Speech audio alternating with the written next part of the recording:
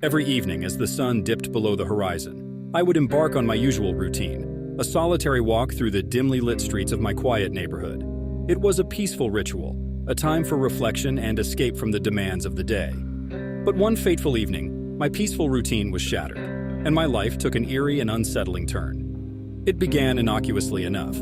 As I strolled past the quaint neighborhood park, I received a text message on my phone. I pulled it from my pocket, assuming it was a friend or family member reaching out. But as I glanced at the screen, a chill ran down my spine. The message read, "What are you doing in the park tonight?" I froze, my heart pounding in my chest. The sender was unknown, and the message felt intrusive, as though someone was watching my every move. I quickly scanned the dimly lit park, but there was no one in sight. The unsettling feeling lingered as I typed a cautious response. "Who is this?" The response came almost immediately. "I'm always watching." Dread washed over me, and I felt a growing sense of unease. I began to question whether this was some sort of sick prank or a friend playing a twisted joke. I decided to continue my walk, dismissing the strange message as a momentary disturbance. But as I continued down the winding streets, more messages began to flood my phone. Each one was eerily specific, as though the sender was following my every move. "If you turn left at the next corner, I'll know." "Did you notice the cat that just crossed your path? Enjoying the scent of those blooming flowers, are you?" My heart raced as I received message after message, each one detailing my actions with unsettling accuracy. It was as though an invisible presence was shadowing my every step, watching my every move. Fear gnawed at me as I desperately tried to make sense of the situation. Who could possibly know my exact movements? Was this some sort of elaborate prank, or was I being stalked by an unseen entity? I decided to test the boundaries of this strange phenomenon. I abruptly changed direction, taking a route I had never walked before. Within moments, a message appeared on my screen. "Why did you change your path?" Panic surged through me. Whoever was behind this had an uncanny ability to track my movements no matter where I went. My mind raced with questions, but there were no answers to be found. As I continued my aimless walk, I received yet another message, one that sent shivers down my spine. "I see you've reached your front door. Going inside now?" I stopped dead in my tracks, my heart pounding. The sender knew where I lived, and it seemed as though they were watching me from afar. I considered calling the police, but what could I tell them? That I was receiving eerie text messages from an unknown stalker who seemed to be able to predict my every move. With a trembling hand, I cautiously entered my house, locking the door behind me. The messages continued, each one growing more unsettling and invasive. "Is your heart racing, my name? I can feel it." Terror coursed through me as I realized that the sender knew my name. My mind raced to comprehend the impossible. How could someone have such intimate knowledge of my life and thoughts? Desperation compelled me to respond. "Who are you? What do you want?" The reply sent a chill down my spine. "I want to know everything about you, my name, your deepest fears, your darkest secrets. I want to see the world through your eyes." I couldn't take it any longer.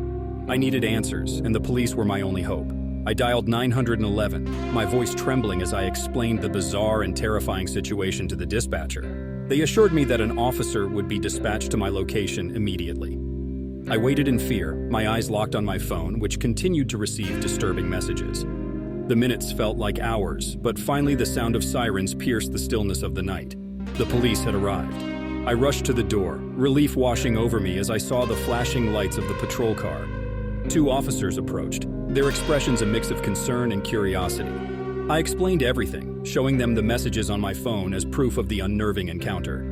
As they examined my phone, one of the officers received a message, his eyes widening in shock. He quickly showed it to his partner, and they exchanged alarmed glances. "What is it?" I asked, my anxiety mounting. The officer reluctantly handed the phone back to me. The message was short but chilling. "We're closer than you think." The police searched the area around my house, but they found no one. There were no footprints, no signs of forced entry, and no trace of the mysterious sender. It was as though they had vanished into thin air. The officers took my statement, and I gave them every detail I could remember. They promised to investigate the matter further and advised me to be vigilant. But as they left, I couldn't shake the feeling that I was still being watched. Days turned into weeks, and the messages continued. Each one was more unsettling than the last, each one pushing the boundaries of my fear. I became a prisoner in my own home, constantly looking over my shoulder, always wondering when the next message would arrive. I sought the help of cybersecurity experts, but they too were baffled by the mysterious sender's abilities. It was as though they had access to every aspect of my life, both online and offline. The ordeal took a toll on my mental and emotional well-being. I lived in a constant state of fear and paranoia, never knowing when the sender would strike next. Sleep eluded me, and the boundaries between reality and nightmare blurred. In the end, I was left with no choice but to disappear from the digital world, to sever all ties to technology in a desperate attempt to escape the relentless messages. It was a lonely existence, but it was the only way to break free from the sinister presence that had invaded my life. To this day, the identity of the mysterious sender remains a haunting enigma. I may never know who they were or how they had such intimate knowledge of my life, but the terror they inflicted on me continues to cast a long and chilling shadow. The experience forever altered my perception of reality, leaving me with a haunting question that lingers to this day.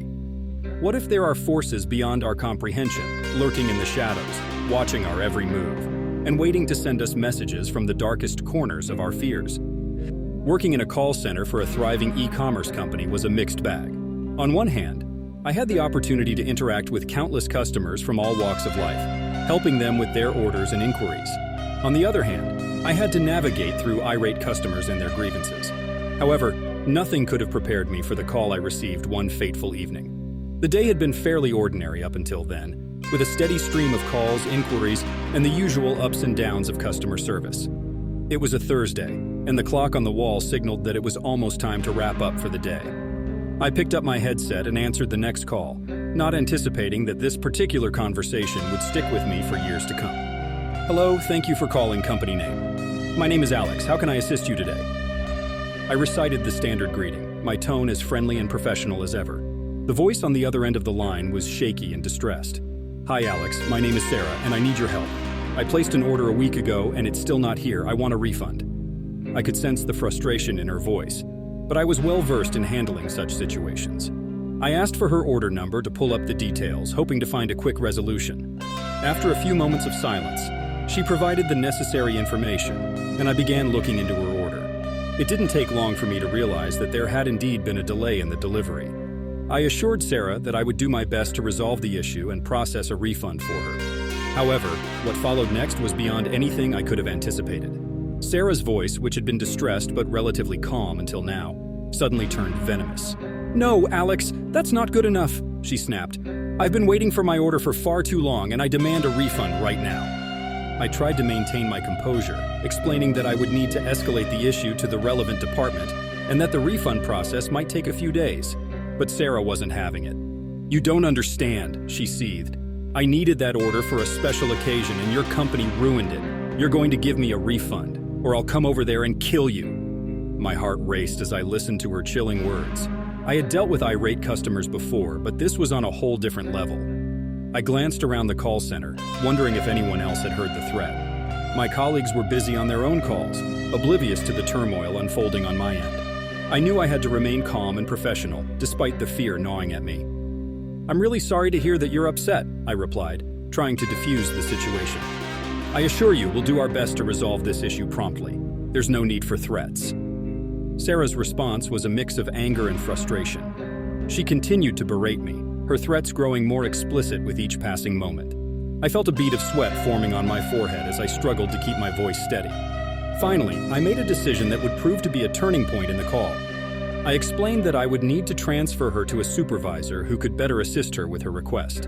It was a standard procedure for handling escalated calls, but I hoped that my supervisor would be able to handle the situation more effectively. As I transferred the call, a wave of relief washed over me. I had taken the necessary steps to ensure my safety and that of my colleagues.